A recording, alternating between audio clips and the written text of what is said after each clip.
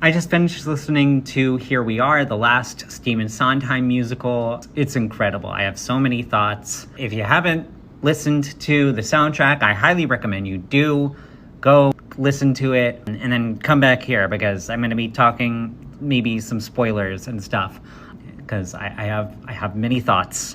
So if you haven't listened to the show yet, go and listen to it and then come back here. You're back? All right, let's do this.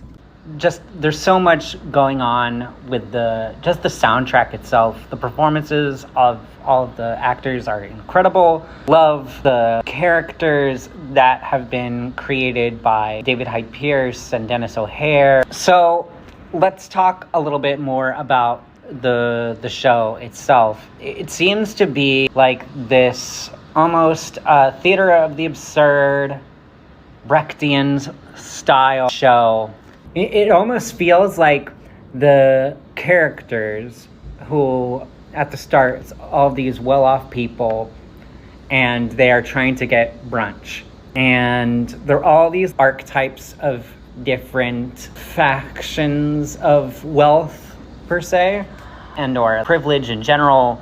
And then, as they're trying to find a place to eat, it feels like the whole thing reads like a nightmare scenario. Or at one point, this soldier appears, and the girl, Michaela Diamond's character, is talking about the oncoming revolution or apocalypse or something.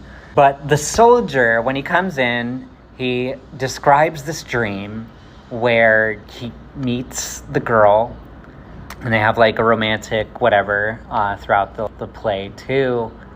Eventually they make it to an embassy where they meet a bishop, and then they all get stuck in the embassy.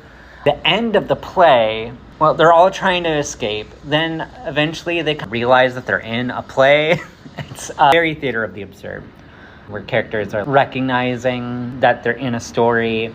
There's even this very on-the-nose homage to that style of play. And like Rachel Bay Jones literally says, sigh, bigger sigh.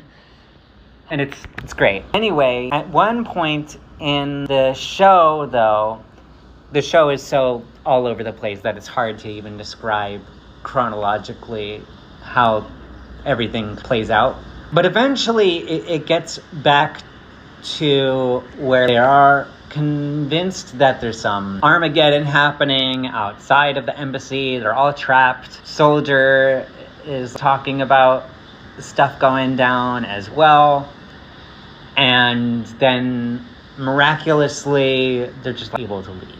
And then the play, or at least musically, starts over and goes through this, I don't know, Groundhog Day-esque type scenario where it's almost like they're on a loop, and really makes me wonder. So here's my theory for what the show or what happens in this story. I think all of the characters are dead and they are in purgatory, and they are having to relive their last day or moments together. But because it's purgatory, things are like, a little disjointed and not fully there. I don't know. I think, I'm sure there's more to it than that.